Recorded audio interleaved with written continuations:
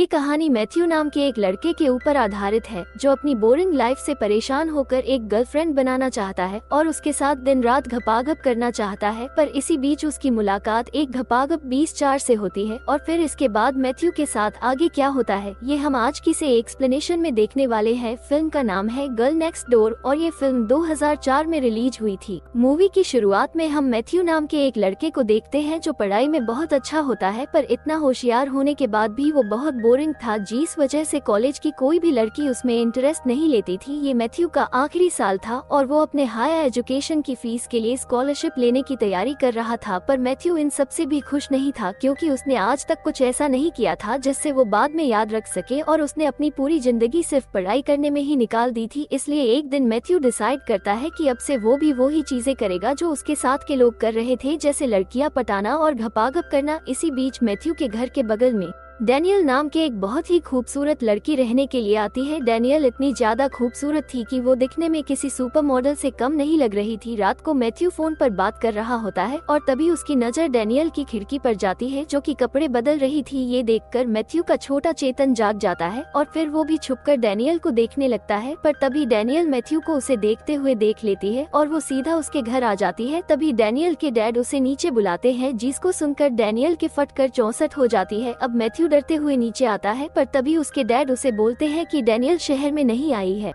यहाँ के बारे में कुछ नहीं पता, इसलिए तुम इसकी हेल्प करो और इसके साथ जाओ। अब जब ये दोनों साथ में जा रहे होते हैं तभी डैनियल मैथ्यू से पूछती है कि तुम्हें बिना कपड़ों के मेरे खरबूजे कैसे लगे, जिस पर मैथ्यू से बोलता है कि वो खरबूजे नहीं संतरे थे। ये सुनकर डैनियल केस अटक जाती है और वो मैथ्यू को बोलती है कि चल तू अपने कपड़े उतार और मुझे अपना केला दिखा। अब डैनियल जबरदस्ती मैथ्यू के सारे कपड़े उतरवा देती है। फिर जब मैथ्यू पूरी तरह नंगा हो जाता है तो उसे कार से उतार कर उसके कपड़े लेकर भाग जाती है। पर थोड़ी देर बाद डैनियल वापस आ जाती है और वो मैथ्यू को बोलती है कि वो सिर्फ उसके साथ मजाक कर रही थी। इसके बाद वो दोनों साथ बैठकर बातें करने लगते हैं और कुछ ही देर में उन दोनों में अच्छी दोस्ती भी हो जाती है। अगले दिन जब मैथ्यू क्लास में पढ़ रहा होता है तो डैनियल वहाँ कर उसे क्लास से बाहर बुला लेती है। फिर वो दोनों मस्ती करने के लिए वहाँ से चले जाते हैं और पूरे दिन साथ में करने के बाद शाम को वो दोनों चुपके से किसी के स्विमिंग पूल में जाकर साथ में नहाने लगते हैं। फिर वो दोनों वहाँ पर किस करने ही वाले होते हैं, पर तभी मैथ्यू को रियलाइज होता है कि ये पुलिस के प्रिंसिपल का है, इसलिए वो तुरंत ही वहाँ से भाग जाते हैं। इसके बाद ये दोनों मैथ्यू की फ्रेंड की एक पार्टी में जाते हैं जहाँ पर डैनियल को देखते ही मैथ्यू के तो उस बौखला जाते हैं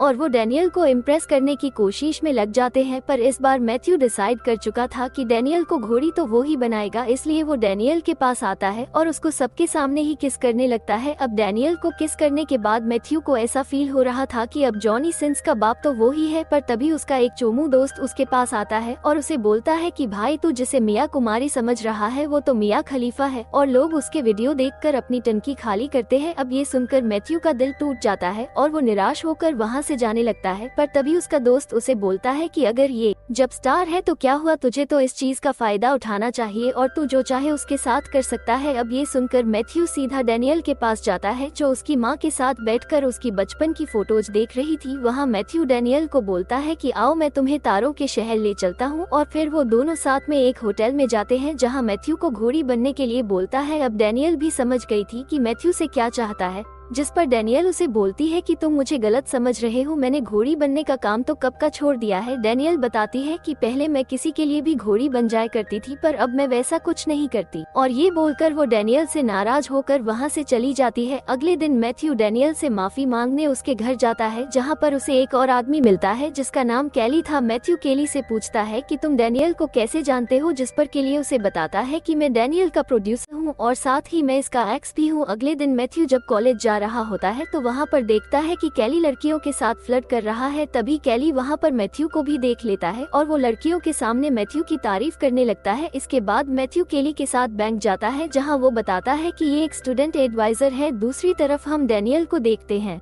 जिसको अपने आप में गिल्टी फील हो रहा था कि कभी भी वो बदल नहीं सकती और न ही कभी वो एक नॉर्मल लाइफ जी सकती है, इसलिए वो कोहली के साथ वापस लास वेगास चली जाती है। अब यह मैथ्यू भी डैनियल से प्यार करने लगा था, इसलिए वो डिसाइड करता है कि वो डैनियल को वापस लेकर आएगा और इसके लिए वो भी अपने छपरी दोस्तों के साथ लास वेगास के लिए निकल जाता है। वहाँ पहुंचकर मैथ्यू देखता है कि डैनियल बिना कपड़ों के ही सबके सामने डांस कर रही है, जिस पर वो उसे समझाता है कि तुम्हें ये सब करने की कोई जरूरत नहीं है। पर तभी वहाँ पर कैली आ जाता है और वो मैथ्यू को अपने साथ ले जाकर उसे धमकाने लगता है। वो मैथ्यू को बोलता है कि तुम डैनियल को उसका काम करने से रोक रहे हो और अगर वो ये काम नहीं करेगी तो मैं कमाऊंगा कैसे। अब केली कितना धमकाने पर भी मैथ्यू डैनियल के पास वापस जाता है और उसे समझाता है कि तुम्हें ये सब नहीं करना चाहिए क्योंकि तुम इससे बेटर लाइफ डिजर्व करती हो। अगले दिन जब मैथ्यू अपने घर पर होता है तो वहाँ पर उसे उसके कॉलेज के लिए लेने आती है। फिर जब वो दोनों कॉलेज जा रहे होते हैं तो मैथ उसे अपने साथ प्रो में जाने के लिए पूछता है। आज मैथ्यू के लिए बहुत ही इम्पोर्टेंट दिन था क्योंकि अगर आज उसने अपने स्कॉलरशिप के एग्जाम को पास कर लिया तो वो हायर स्टडीज के लिए एक बड़े कॉलेज जा सकता है। पर तभी एग्जाम के दौरान नहीं वहाँ पर आ जाता है और वो मैथ्यू को उठाकर वहाँ से ले जाता है क्योंकि मैथ्यू ने डैनियल को वहाँ से भगाकर उसके $30,000 का नुकसान करवा दिया था। इसके बाद के लिए उसे कुत्तों की तरह मारता है और अपनी पूरी भड़ास निकालने के बाद वो मैथ्यू को ड्रग्स देकर किसी ह्यूगो नाम के आदमी के घर पर उसकी टॉफी चोरी करने के लिए बोलता है। फिर जब मैथ्यू वहाँ पर चोरी करने जाता है तभी के लिए पुलिस को फोन कर देता है, जिसकी वजह से पुलिस उसे पकड़ने आ जाती है। पर तभी वहाँ पर मैथ्यू के दोस्त आ जाते हैं और उसे बचाकर अपने साथ ले जाते हैं। इसके बाद मैथ्यू डैनियल के साथ कॉलेज में स्कॉलरशिप देने जाता है, जहां पर मैथ्यू को ड्रग्स का नशा चढ़ने लगता है और वो स्पीच की जगह सबके सामने उल्टी सीधी बातें बोलने लगता है, जिस वजह से उसे वो स्कॉलरशिप नहीं मिलती। इसके बाद जब मैथ्यू बैंक जाता है तब उसे पता चलता है कि उसने जो कंबोडियन स्टूडेंट के लिए $25,000 का फंड रेज किया था वो कैली वहां से स्टूडेंट एडवाइजर बन के ले गया है। ये सुनते ही मैथ्यू शॉक्ड हो जाता है और वो ये बातें अपने दोस्तों डैनियल को बताता है, जिसके बाद वो सभी मिलकर कैली को सबक सिखाने का प्लान बनाते हैं। फिर मैथ्यू वो डैनियल दोनों युगों के पास जाते हैं जो कि कैली की तरह ही एक प्रोड्यूसर था। वहाँ मैथ्यू लोगों को सारी बातें बताता है और उसकी टॉफी भी उसे वापस कर देता है। फिर वो ह्यूगो को बोलता है कि अगर आप हमें $25,000 दोगे तो हम आपको दुनिया का सबसे बढ़िया घपाघप वाला वीडियो बना कर देंगे। ये सुनकर ह्यूगो भी खुश हो जाता है और उनको पैसे देने के लिए राजी हो जाता है। आप सब लोग मिलकर वीडियो बनाने में लग जाते हैं, जहां डैनियल भी अपने कुछ दोस्तों को बुलाती है जो कि उसी की तरह घपाघप थी। इसके बाद ये लोग साथ में प्रोम में जाते हैं, जहां पर सभी लोग सिर्फ उन्हें ही देख रहे होते हैं। तभी वहां पर मैथ्यू के कुछ क्लासमेट्स आते हैं और उसको बोलते हैं कि ये लड़कियां तो घर आ रहा है, जिस पर मैं तुमसे पूछता है कि क्या तुम इनके साथ काम करना चाहोगे। अब ये सुनकर वो लोग बहुत खुश हो जाते हैं और वो मैथ्यू को हाँ बोल देते हैं।